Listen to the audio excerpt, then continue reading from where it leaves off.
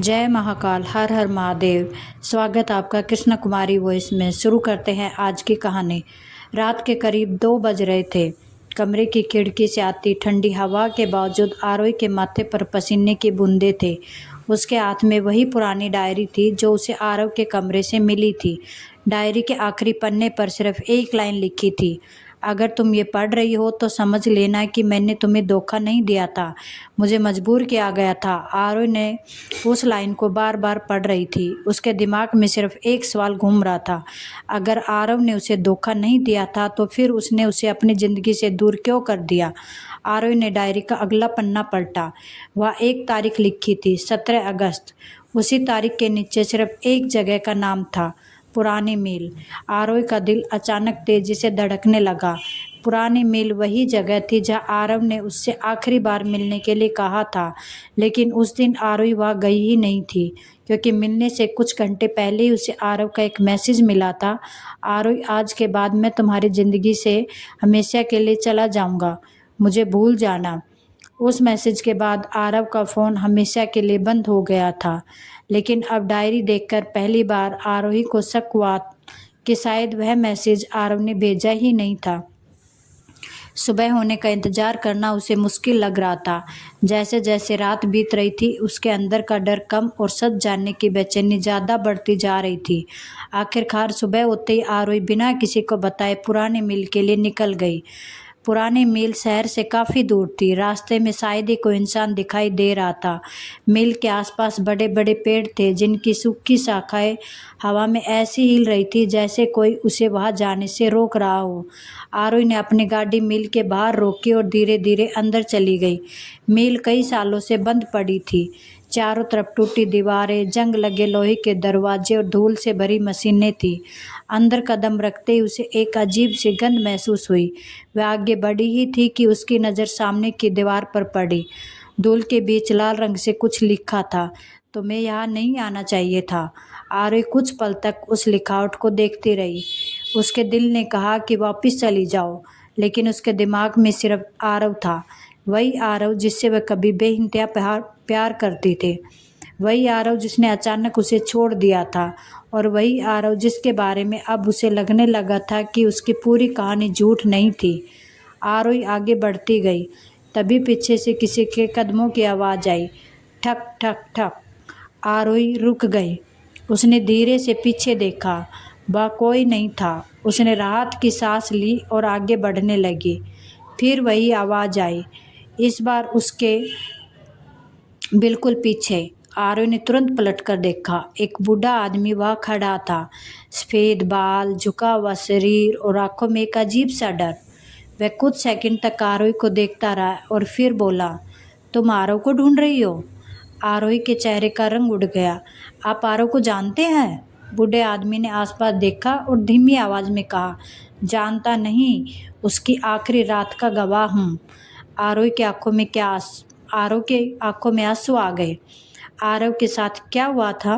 बूढ़े आदमी ने तुरंत जवाब नहीं दिया। उसने अपनी जेब से एक छोटी सी पुरानी चाबी निकाली और आरोही के हथेली में रख दी।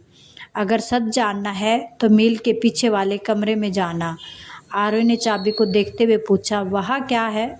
बूढ़े आदमी की आंखों में डर उतर आया। तुम्हारे सवालों के जवाब। वह कुछ पल रुका और फिर बोला, लेकिन याद रखना, वहाँ जो मिलेगा उसे देखने के बाद शायद तुम आरव से नफरत करने लगोगे। आरोही ने चाबी कसकर पकड़ ली। मुझे नफरत से डर नहीं लगता, मुझे झूठ से डर लगता है। बूढ़े आदमी ने पहली बार उसकी आंखों में देखा, फिर बिना कुछ कहे वहाँ से चला गया। आरोही से जाते हुए देखती रही। उसके मन में एक और सवाल पैदा हो चुका था। अगर वह आदमी आरव के आखिरी रात का गवाह था, तो इतने सालों तक उसने चुप्पी क्यों साध रखी थी? आरोही मील के पीछे पहुंची। वह एक छोटा सा कमरा था, जिसका दरवाज़ा बाहर से जंग लगा हुआ था। दरवाजे पर वही निशान बना था जो आरव की डायरी के आखिरी पन्ने पर बना हुआ था। आरोही ने कांपते हाथों से चाबी ताले में लगाई। दरवाज़ा खुल गया। कमरे के अंदर अंधेरा था। आरोही ने मोबाइल की फ्लैश लाइट जलाई। सामने एक पुरानी मेज थी। मेज पर कुछ फाइलें पड़ी थी और उनके बीच एक छोटा सा टेप रिकॉर्डर रखा था। आरोही ने रिकॉर्डर उठाया। उसकी उंगलियां कांप रही थी। उसने प्ले बटन दबाया। कुछ सेकंड तक सिर्फ खामोशी सुनाई दी। फिर अचानक एक आवाज आई, आरोही की आवाज। आरोही। आरोही की आंखों से आंसू निकल पड़े। 3 साल बाद उसने पहली बार आरव की आवाज़ सुनी थी। रिकॉर्डिंग में आरव बोल रहा था, अगर तुम ये सुन रही हो तो शायद मैं तुम्हारे पास नहीं हूँ।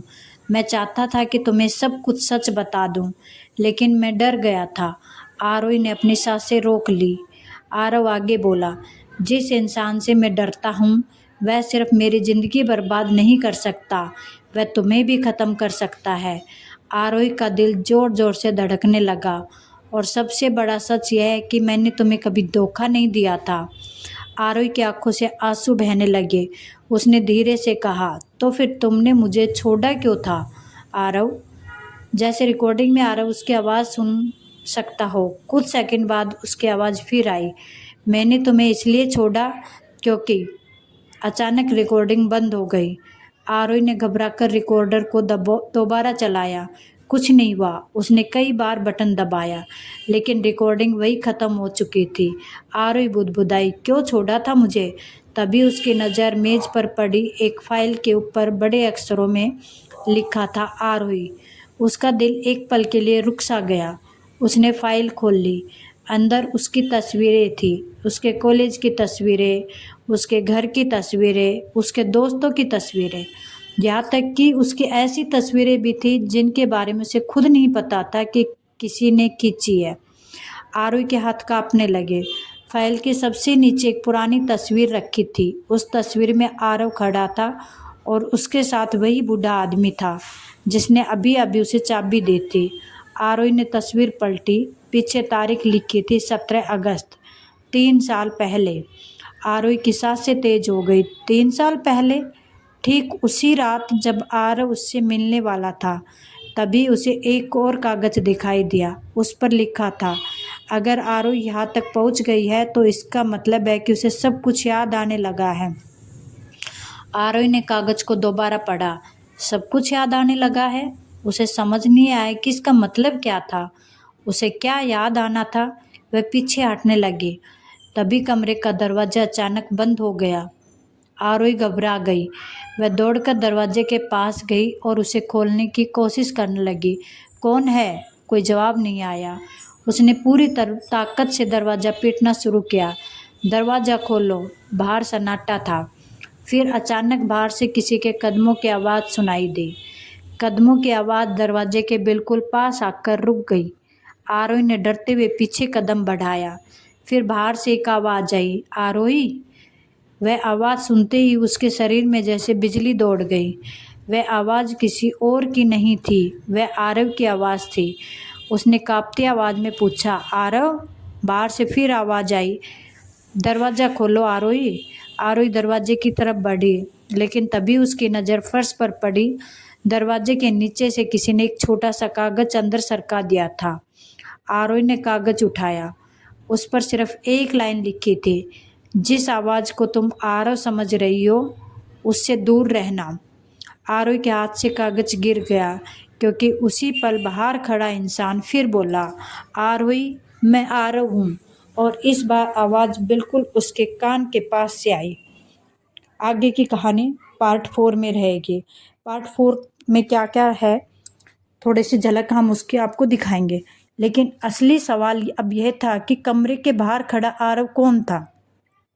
क्या आरव सच में 3 साल बाद वापस आ गया था, या फिर कोई जानबूझकर उसकी आवाज़ में आरोही को अपने जाल में फंसा रहा था?